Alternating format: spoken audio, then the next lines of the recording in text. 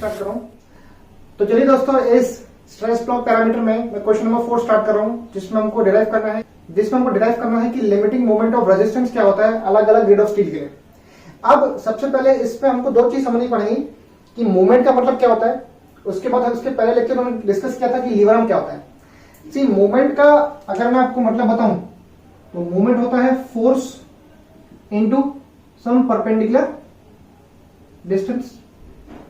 अब इस stress block में दो फोर्सेस है, एक है सीयू मतलब compressive force taken by concrete, एक फोर्स है TU tensile force taken by steel. इन दोनों के बीच का जो डिस्टेंस है जिसका नाम है जेड यू, इसको हम बोलते हैं depth of the lever arm.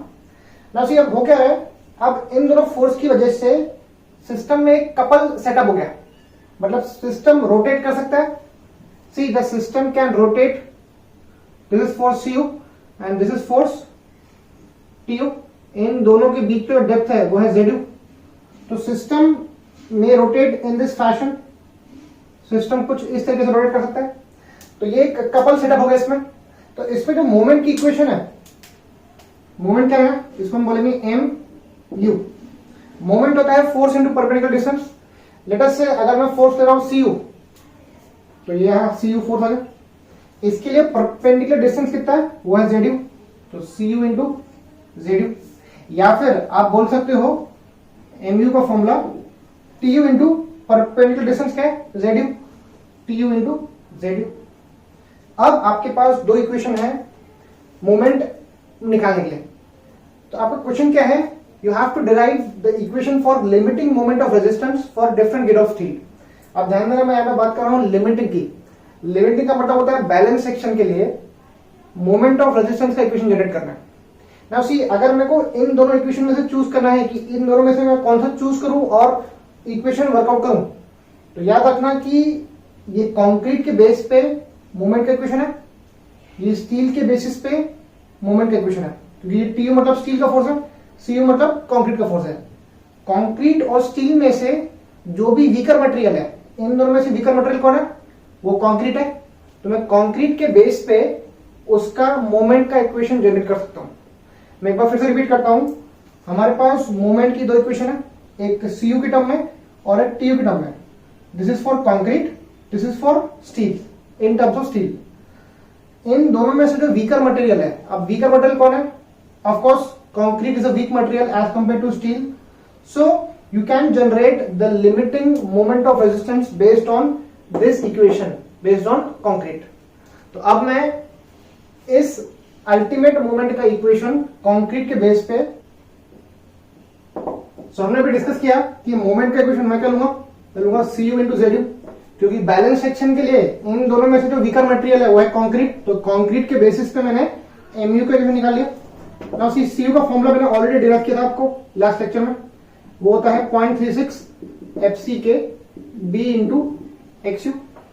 और जेडयू का फॉर्मूला मतलब depth of the lever arm, इसके जस्ट क्वेश्चन नंबर 3 में वर्कआउट किया मैंने, वो होता है बी माइनस 0.42 एक्सयू।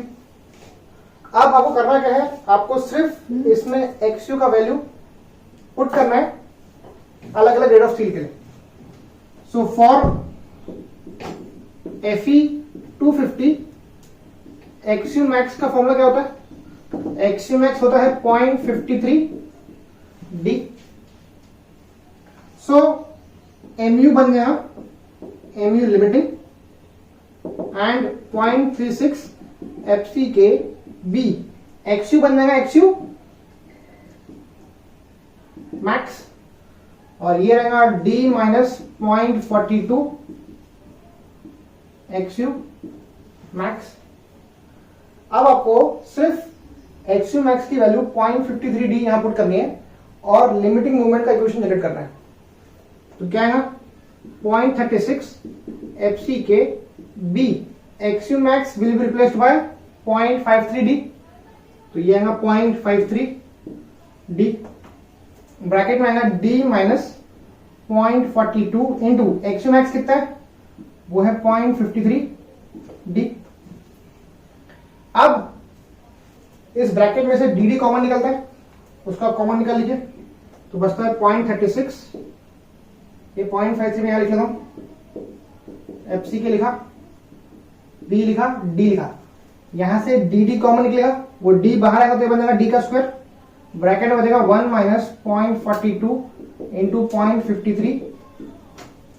अगर आप कैलसी में इसको सॉल्व करते हो 0.36 0.53 into this bracket, so you will get the answer 0.148 FC के बीडी का स्क्वायर। ये है लिमिटिंग मोमेंट का formula Fe 250 grade of steel के लिए। So this is the limiting moment of resistance for Fe 250। ये आपको एग्जाम पॉइंट ऑफ व्यू से बहुत इंपॉर्टेंट ऑब्जेक्टिव है, दैट इज 0.148 एफसी के बीडी स्क्वायर।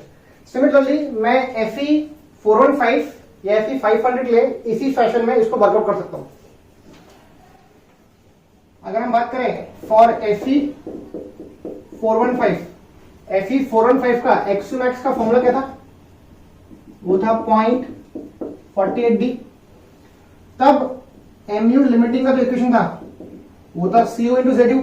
Cu का फॉर्मूला क्या था, वो था 0.36 एफसी के B into x max bracket D minus 0.42 XU max.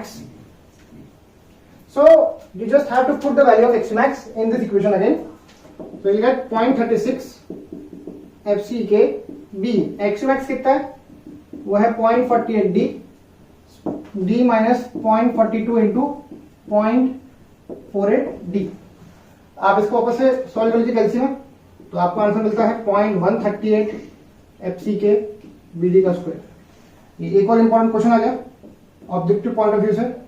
ऐसे बेसिक क्वेश्चंस आपको जेई एग्जाम में या फिर एमटीएस में पूछता है कि लिमिटिंग मोमेंट ऑफ रेजिस्टेंस का फॉर्मूला क्या है Fe 415 का या फिर Fe 500 का। सिमिलरली फॉर Fe 500 जिसका एक्समैक्स का फॉर्मूला मुझे पता है कितना होता है, वो 0.46 डी।